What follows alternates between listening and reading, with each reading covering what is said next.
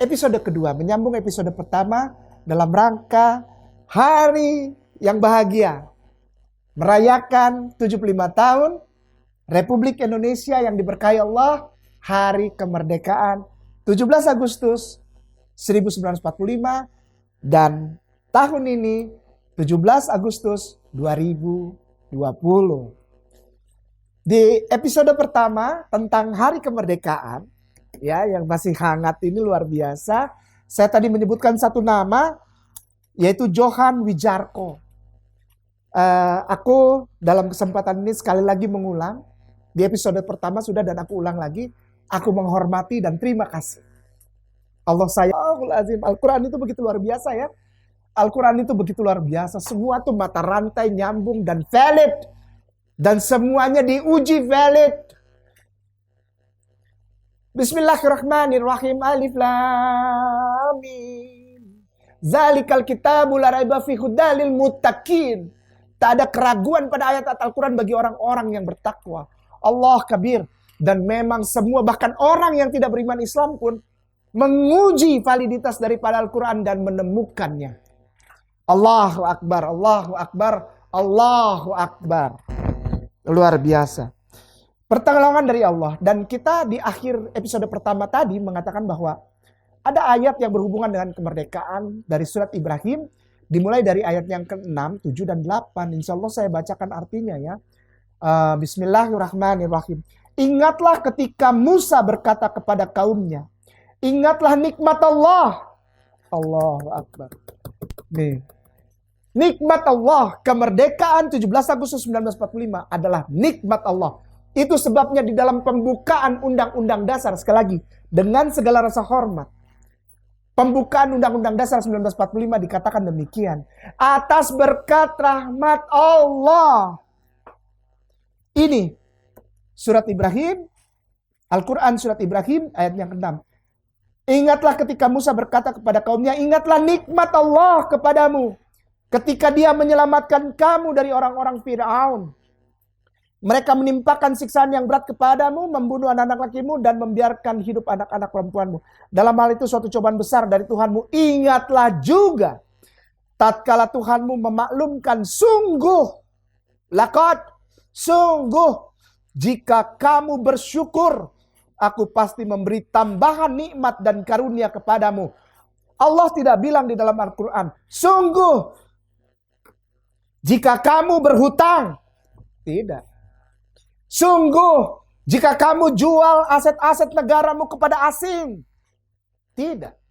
Sungguh, jika kamu hentikan pendidikan bagi orang-orang miskin dan di daerah yang pedalaman, mereka tidak punya gadget, tidak punya laptop, bahkan tidak punya jaringan dan uang untuk beli telepon atau kuota.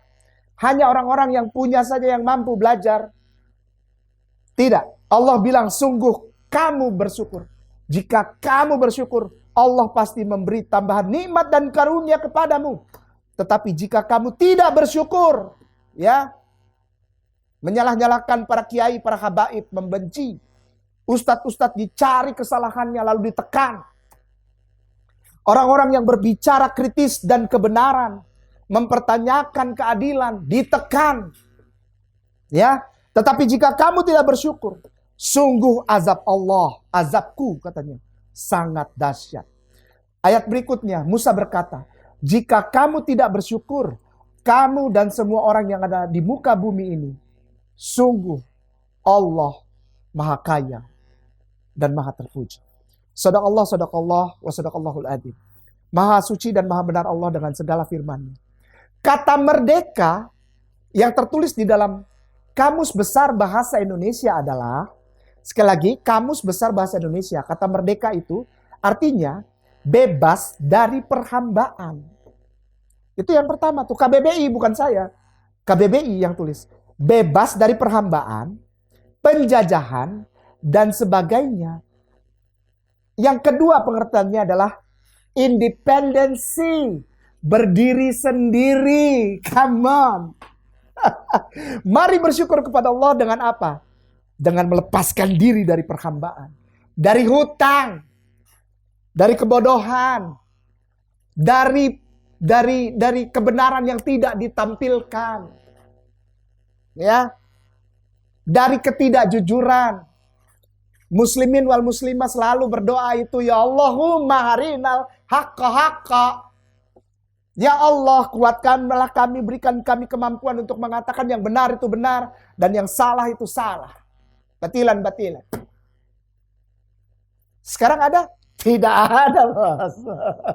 Belum. Saya nggak berani bilang tidak. Belum ada juragan. Kainama ini bercerita tentang kebenarannya memeluk Islam. Orang marah, aneh. Saya cuma kesaksian orang marah, salah. Loh, gimana? Dia itu penipu, pembohong. Loh, saya menceritakan kisah saya memeluk agama Islam dengan mengutip pelajaran saya dulu tentang Bible. Salah. Menyerang kekristenan, menyerang Katolik. Kapan saya serang? Saya menceritakan pengalaman saya. Bahkan ada ustadz yang bikin video YouTube khusus untuk saya. Ustadz bikin video YouTube khusus untuk saya. Dia bilang apa? Wah, ini bahaya ini Kainama ini, ustadz ini. Mencampur adukan antara ayat Bible dan ayat Quran menjadi ayat-ayat di dalam agama baru. Come on, ustadz, jangan gitulah. Ustadz itu orang berilmu, jangan gitulah ustadz ya.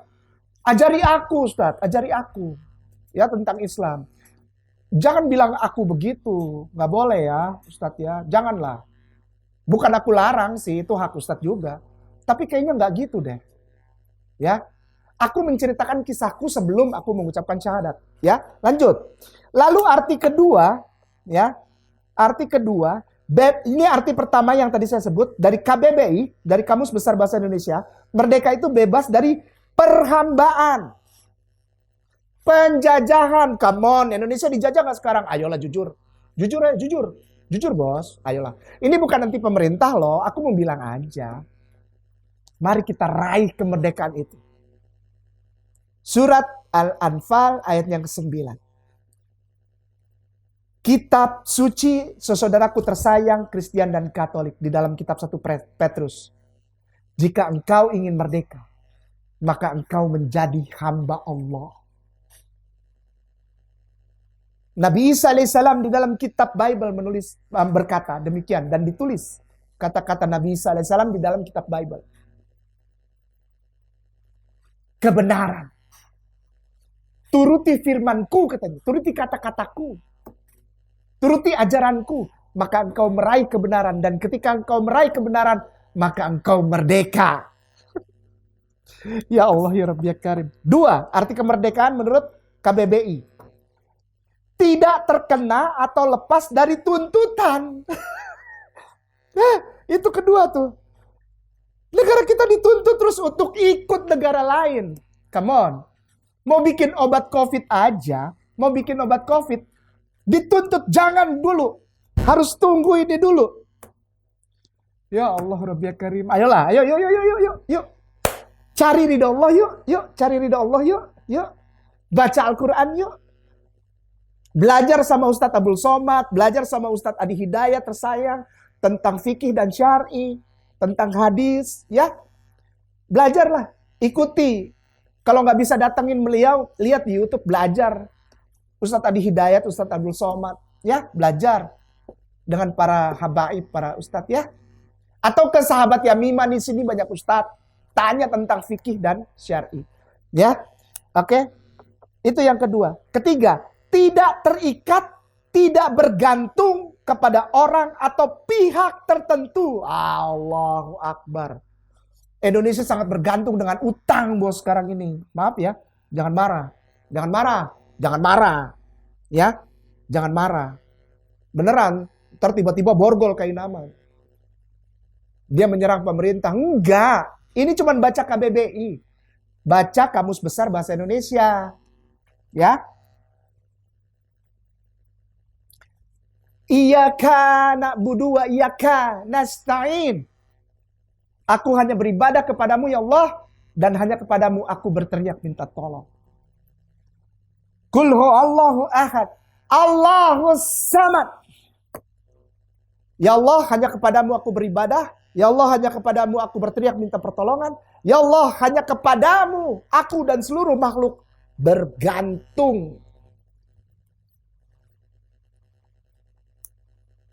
Hiduplah sebagai orang merdeka. Hiduplah sebagai orang merdeka. Merdeka itu bagaimana? Bergantung hanya kepada Allah, ikuti kebenaran-kebenarannya, dan menjadi hamba Allah. Maka engkau menikmati kemerdekaan. Saya ingin tulis sesuatu. Saya ingin tulis sesuatu untuk bagaimana caranya merdeka mengikuti kebenaran yang valid, yang definite, yang pasti dari pencipta sumber segala kebenaran itu. Tuhan yang Esa, Allah Subhanahu wa Ta'ala. Lihat sejarah. Mari lihat sejarah.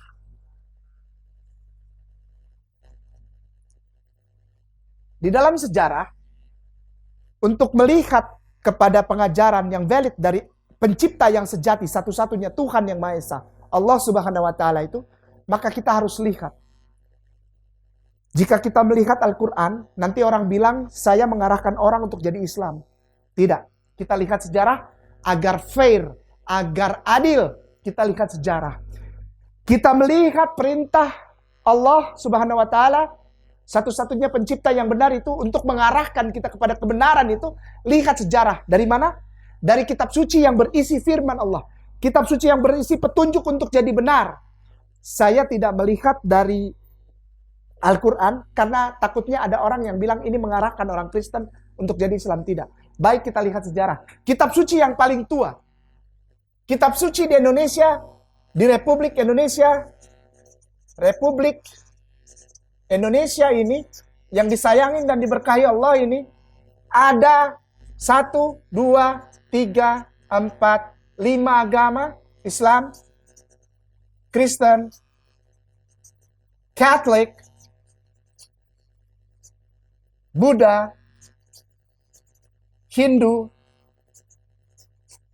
6, Konfutse atau apa, atau Konfutse, atau agama-agama kepercayaan. Agama-agama kepercayaan. Ini kitab sucinya tahun berapa? Ada riset yang mengatakan sekitar tahun, saya kurang jelas, 200 sebelum Masehi kalau nggak salah. 200 BC. Atau ya kalau saya salah nanti silakan dibetulkan lah. 200 BC, 200 sebelum Masehi. Sebelum Masehi. Lalu Hindu itu kitabnya Weda. Selesai disusun itu. Kitabnya selesai disusun. Ini sekitar mungkin 1200 ya. 1200 sebelum Masehi mungkin ya, atau ada juga yang bilang ini sekitar 800 atau sebelum Masehi ya. Nanti saya diperbagiin. Buddha itu 800 Buddha. Buddha itu Tripitaka ya. 800 sebelum Masehi atau yang lain. Tapi yang paling lama itu adalah kitab yang kita percayai sebagai kitab-kitab saudara kita Kristen dan Katolik, namanya Torah. Ini ada satu kitab gitu, Torah atau Taurat. Ini kitab ini 1500 sampai dengan 1800 sebelum Masehi. Al-Quran, Alkitab Islam itu selesai sahabat Rasulullah membukukannya menjadi buku itu tahun 656 atau abad ke-7. Abad ke-7 Masehi, jauh sekali. Kita akan lihat informasi valid untuk menjadi orang benar dan hamba Allah yang diberkahi dan dilepaskan dari cengkraman penjajahan dan dimerdekakan. Sepakat untuk melihat dari kitab yang paling tua, Torah dan Taurat. Karena tidak ada unsur tidak fair atau tidak adil. Di episode ketiga. Jangan kemana-mana. Tetap di Sahabat Yamimah. Barakallahu fikum. Assalamualaikum warahmatullahi wabarakatuh.